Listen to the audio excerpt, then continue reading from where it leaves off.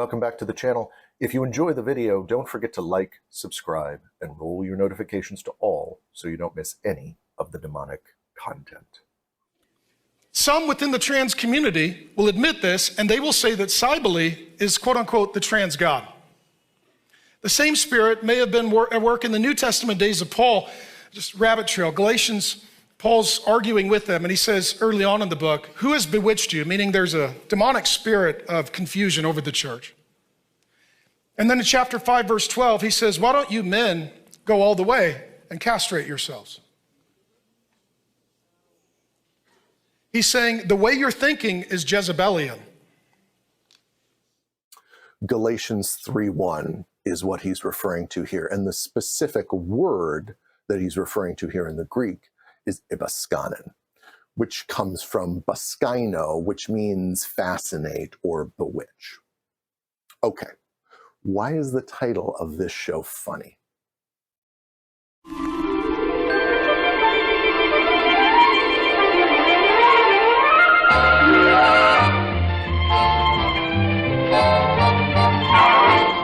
Because someone can be both literally bewitched and figuratively bewitched.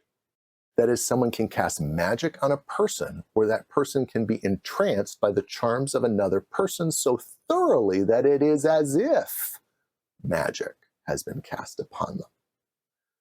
This term has about the same semantic range in Greek as it does in English. So what Paul is, and I want to be clear, I very rarely say this, but what Paul is really clearly saying is, hey, dummies, someone tricked you.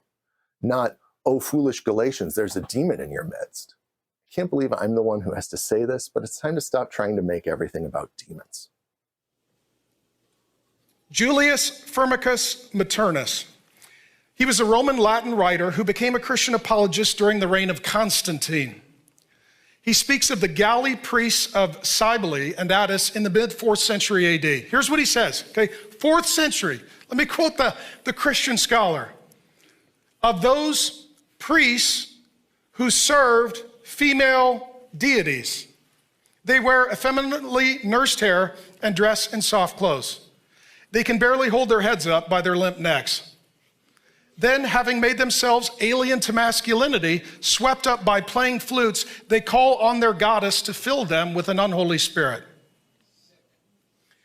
Augustine, the church father, says this, with dripping hair and painted faces, with flowing limbs and feminine walk, they pass through the streets and alleys of Carthage, exacting from merchants that by which they might shamefully live.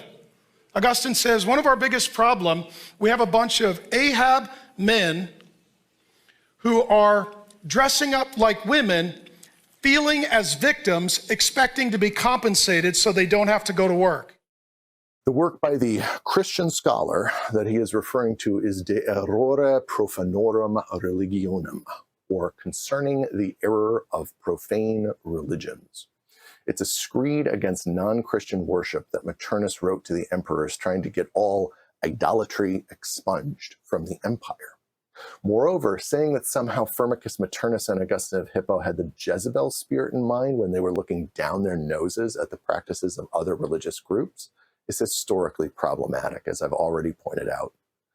Moreover, was castration a religious practice in the ancient world? Yes, even among Christians.